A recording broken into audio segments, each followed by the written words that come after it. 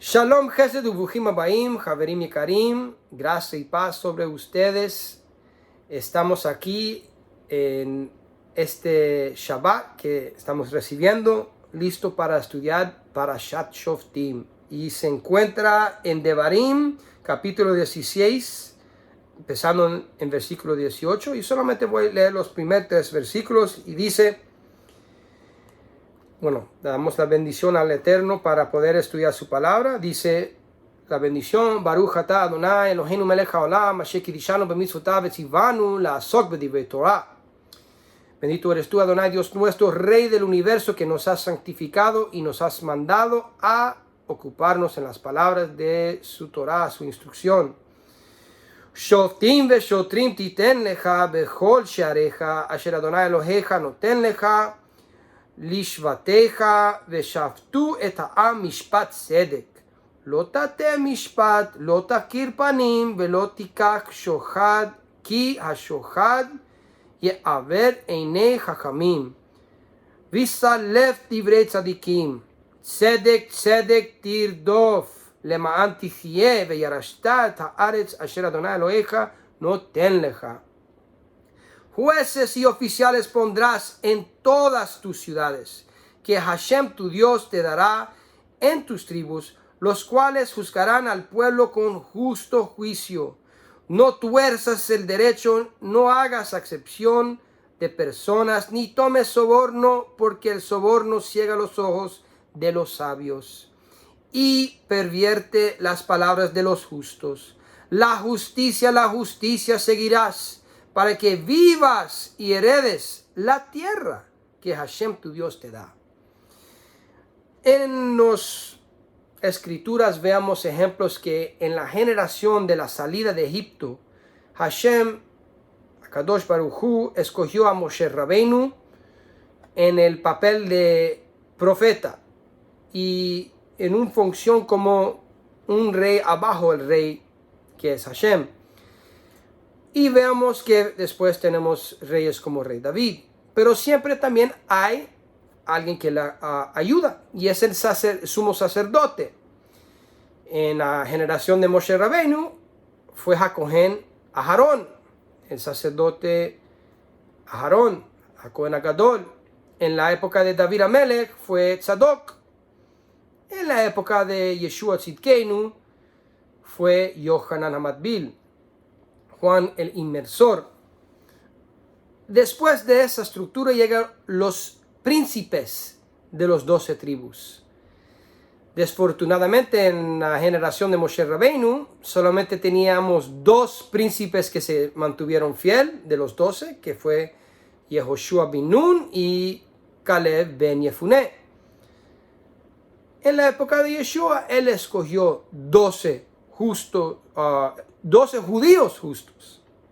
Y después tenemos otros ejemplos de los 70, lo que después se llama como Sanhedrin, que es un término medio griego, pero en la Torah Sheviktav dice los 70, Hashivim, los 70 líderes, que Yeshua también escoge 70 judíos. En el libro de Lucas tenemos un ejemplo, por ejemplo, capítulo 10. Ahora, después de eso, los jueces en tus ciudades, en tus puertas, en tus comunidades, afuera del centro, que es Jerusalén, en el exterior de Israel, que también va a venir a incluir a la diáspora. ¿Cómo deberíamos comportarnos? Y ahí es donde tenemos los ejemplos de Shoftim y Shotrim, jueces que estudian y conocen la palabra, y los Shotrim, los oficiales que van a ayudar que esa palabra es obedecido dentro de las comunidades. Ahora, en la época de los emisarios de Yeshua, tenían que escoger cómo aplicar estos principios para el movimiento que está buscando a restaurar la descendencia asimilado de Israel, y a través de ese kirub, ese acercamiento, hay la oportunidad de diferentes tipos de prosélitos. es decir, los peregrinos de Mashiach que vienen por las naciones y entran los pactos de Israel. Y cómo el pueblo de Israel, específicamente el movimiento mesiánico, escogieron basar su estructura fue a través de Parashat Shoftim. Pero primero quiero leer el comentario de Ibn Ezra sobre estos primeros 3 versículos. Y dice Ibn Ezra: aunque todos y cada uno de los mandamientos se sostienen por sí mismo, existe una razón midrashica para la conexión de las secciones. El significado de jueces es, aunque estés obligado a ir 3 veces al año al lugar de los Kohanim que sirven en el santuario, es decir, en Jerusalén, y preguntar ahí sobre los estatutos y las leyes, no será suficiente. Debes tener jueces en todas tus ciudades o en todas tus comunidades. Entonces, en el exilio, nosotros regresando y entrando, ¿cómo aplica esta estructura? Y tenemos el ejemplo en el libro de las obras de los emisarios, también conocido como Hechos, capítulo 6. Dice lo siguiente: en aquellos días, como crecía el número de los discípulos, se suscitó una murmuración de parte de los helenistas contra los hebreos. Pausa. Helenistas todavía son judíos, como Timoteos, por ejemplo, personas de descendencia judía que se asimilaron en la cultura greco-romana, y los hebreos son los que son de descendencia puro, como Rav Shaul, por ejemplo, cuando dice: yo soy hebreo de hebreos, del tribu de Benjamín. ¿Por qué? No es prosélito.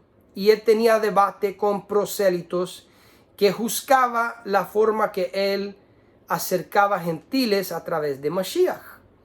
Y tenía envidia, por ejemplo, Gálatas. Toda la carta de Gálatas es un debate en contra prosélitos que están envidiosos de la libertad que tienen los peregrinos a través de Mashiach, que no tienen que entrar de la misma estructura.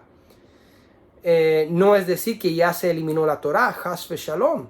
Es decir, llegó la promesa de Nivrehu Bechakol Mishpachot Adama, la promesa que recibió Abraham Avinu de la injerción que iba a suceder a través de la primera venida de Mashiach, lo que algunos llaman Mashiach Ben Yosef. Ese papel está siendo cumplido en Mashiach, que envió sus emisarios a traer los descendientes de Israel asimilados, y eso abre las puertas para cada gentil que quiere ser injertado.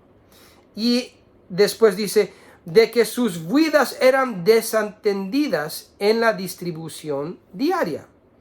Así que los 12 convocaron la multitud de los discípulos y dijeron: no conviene que nosotros descuidemos la palabra de Dios para servir a las mesas. Escogen pues, hermanos, de entre ustedes a 7 hombres que sean de buen testimonio, llenos de Ruach HaKodesh y de sabiduría, a quienes pondremos sobre esta tarea.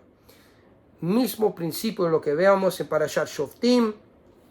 Veamos que aún en cada ciudad, en cada comunidad, van a tener necesidad de liderazgo, necesidad de jueces que estudien la palabra y pueden guiar a los oficiales de la comunidad, en esta ocasión diáconos, shamashim, los que son abajo directamente, los 12, van a ir a las comunidades de helenistas y samaritanos, Hechos 6-8, a establecer esta estructura.